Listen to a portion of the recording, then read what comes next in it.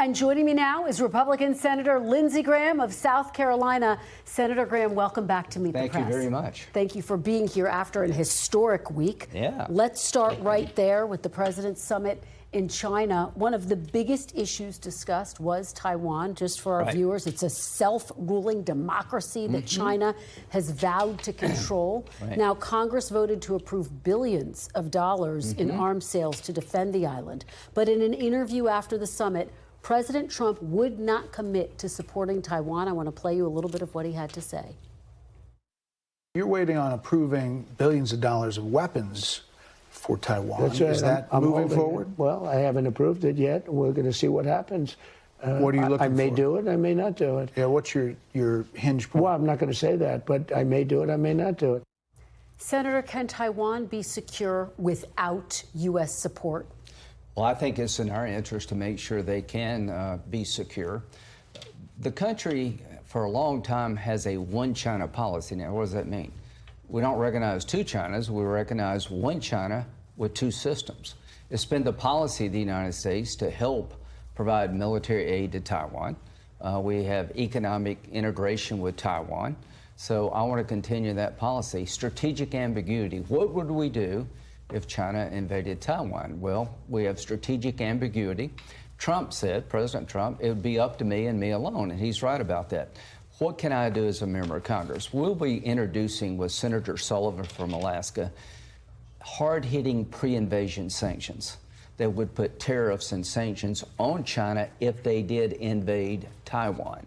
I want China to know, if you invade Taiwan, try to take Taiwan by force, here's what happens to your economy. The full weight and measure of sanctions and tariffs from the United States will kick in on day one.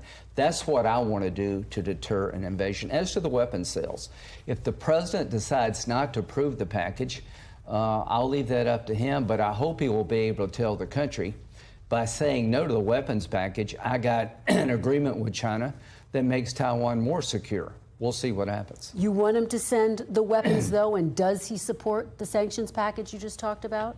We haven't talked to him about it, but I think there'll be overwhelming support in Congress to let China know. If we'd done this with Russia, if you invade Ukraine, here's what happens to you on day one, I don't think they would invade it. So let's make it clear to China, if you try to take Taiwan by force, here's what happens to your economy on day one. I'm hoping the administration would support that. In terms of weapons sales, it's up to the president. I would encourage him to make Taiwan strong so we can deter aggression. If you give an inch on China, they'll take on Taiwan, I think they'll take a mile. But we're not looking for war. We're not looking for conflict. I want to keep the status quo.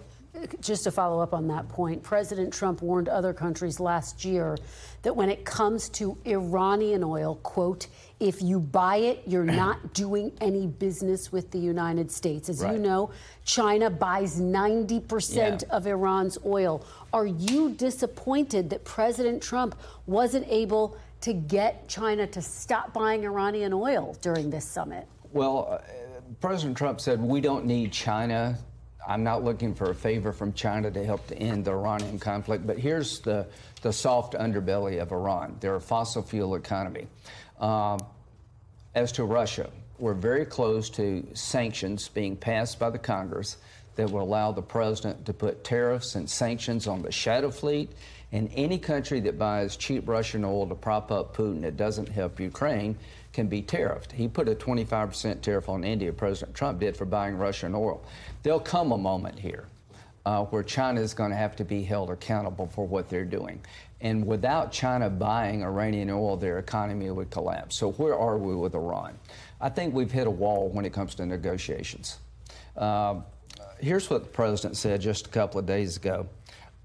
Basically, I can say this with I'm not going to be much more patient. Any sane person would make a deal, but they might be crazy. The president's had it with moving the goalpost. You get a deal, the next day they wake up, in the president's word, it's like we never had the conversation. So what happens next? I think we hit a wall on deal making. I would encourage the president to look at reducing Iran's military capability even further. They've been dramatically weakened, but there's still targets that could weaken them more militarily.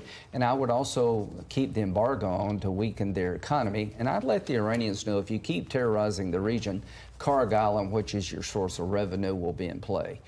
I think that would be the smart next play. You can't pursue a deal more than the people on the other side want a deal. Let me ask you, I just want to be very explicit. You are saying you think these negotiations have hit a wall. Yes, ma'am. Are you saying, Senator, that you think it's time for President Trump to resume military action against Iran? I think you can't get a coherent answer from Iran because they can't be coherent. I think they're so disheveled now. They're so weakened.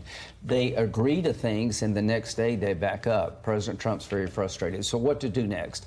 I think it's going to be very difficult to get a deal with the current regime. Is there any evidence they've changed? I talked to the CIA director yesterday. Is there any evidence that the crowd in charge now is any less committed to destroying Israel, going after us, the great Satan, purifying Islam? I think the answer is no.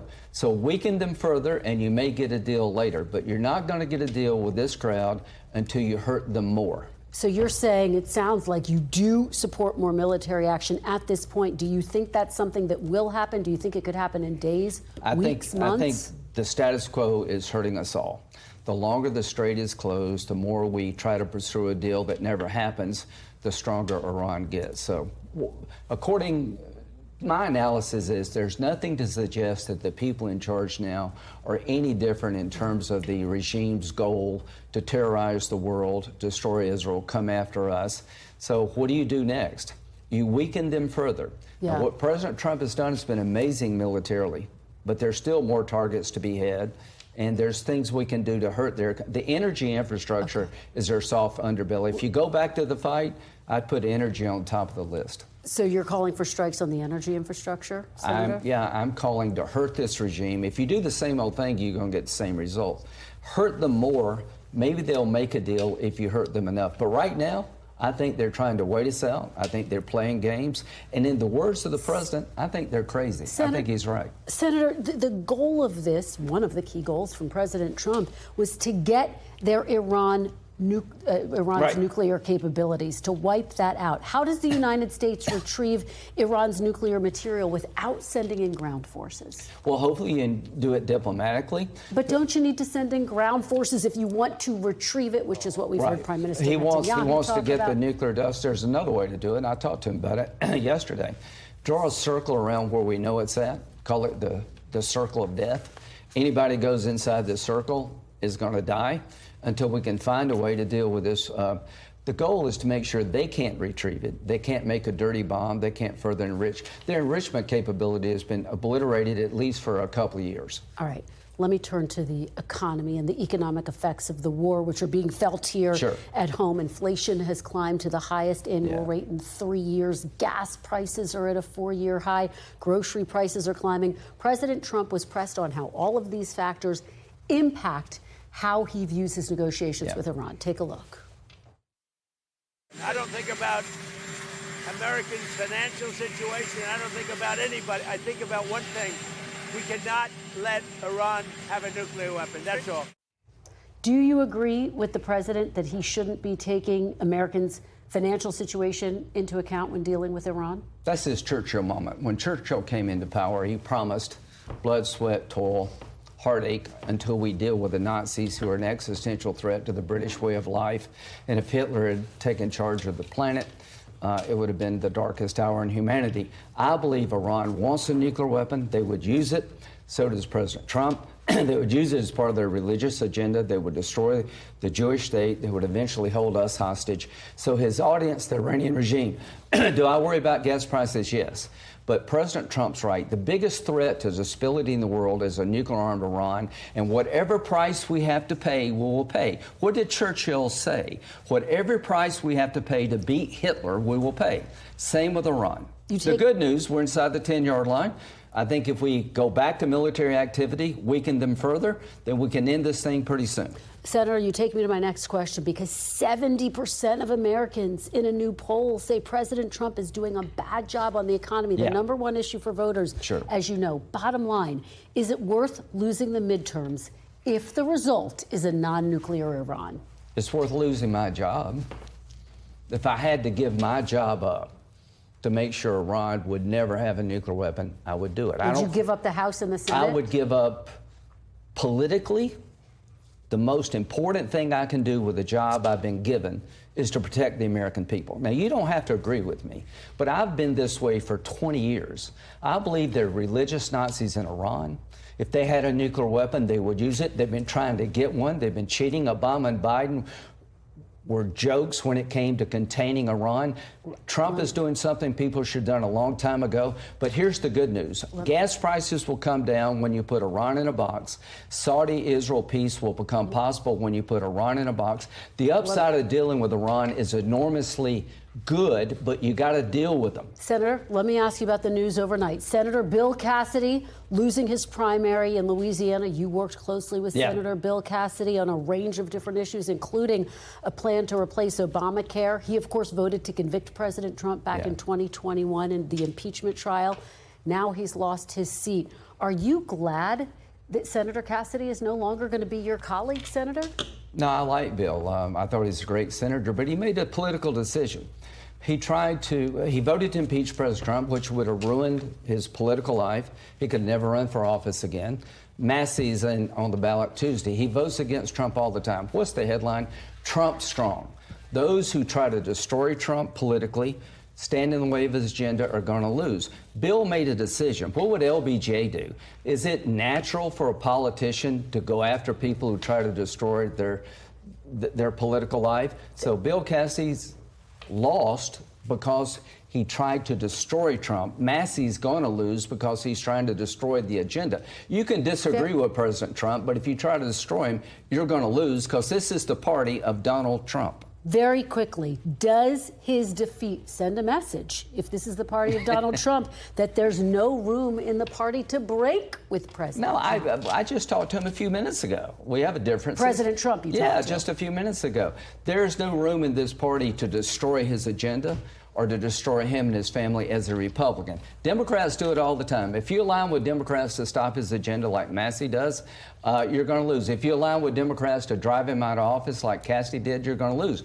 I disagree with Trump on President Trump on occasion. He endorsed me. It's been enormously helpful to me. Thank you, President Trump, for endorsing me. It's helped me in my primary. It's just a reality, and it's a good reality. I think President Trump's doing a hell of a good job, and if you try to destroy him, you're going to get destroyed. That's the takeaway.